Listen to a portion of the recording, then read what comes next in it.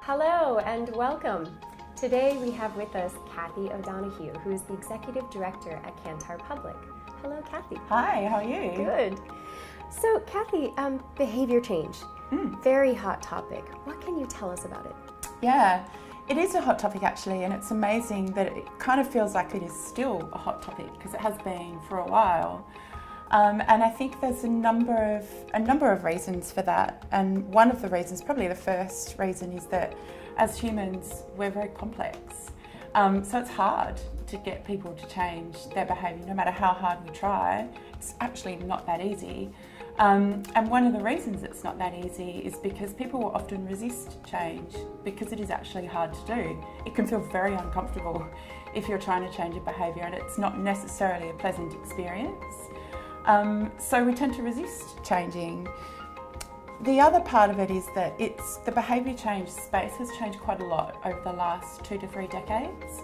It's a theoretical minefield. There's so many different theories, so many different approaches to behaviour change that are available to you. So it's very difficult to know what's right. How do I know if I'm using the right technique, the right framework, the right concepts?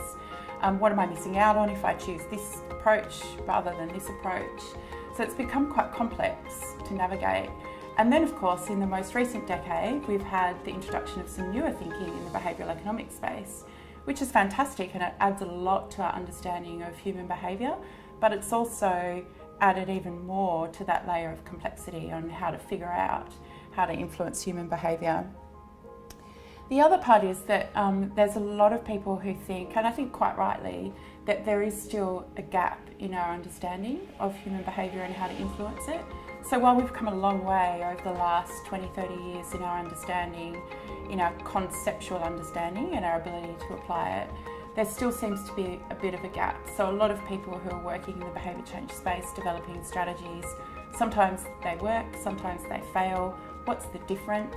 What is the reason why, even though we've become really good at understanding all the attitudinal influences of someone's behaviour and helping them form an intention to behave, why do they sometimes still not follow through with their intentions? And so there's a lot of discussion around this gap, the gap between intentions and behaviours, and what sits in that gap and how can we help people understand that.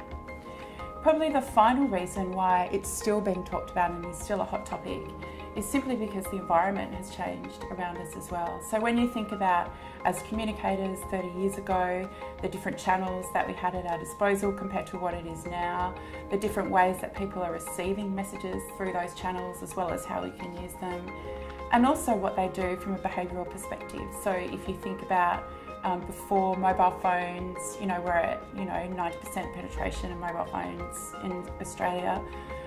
Before that, there probably wasn't as much of an issue, arguably, with driver distraction, because we weren't kind of chained to our mobile phones. We didn't have that undying urge when we heard a text message come through to pick up the phone as quickly as we could.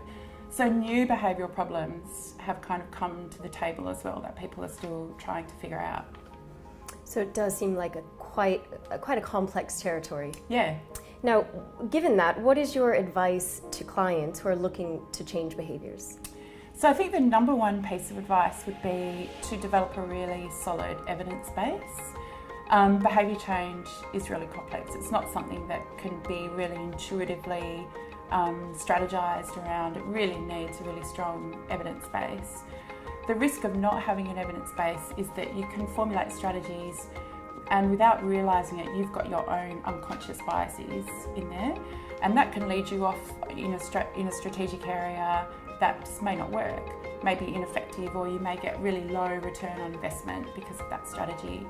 So really the evidence base is really critical. I think the second part of it is when we're thinking about behaviour change, we do need to build on everything that we've had in the past, so taking it back to first principles. all the theories, everything that we know about human behaviour that we've used in the past is still very relevant and still very useful. And then we need to layer on our latest thinking around behavioural economics and some of the other things that are coming out as well.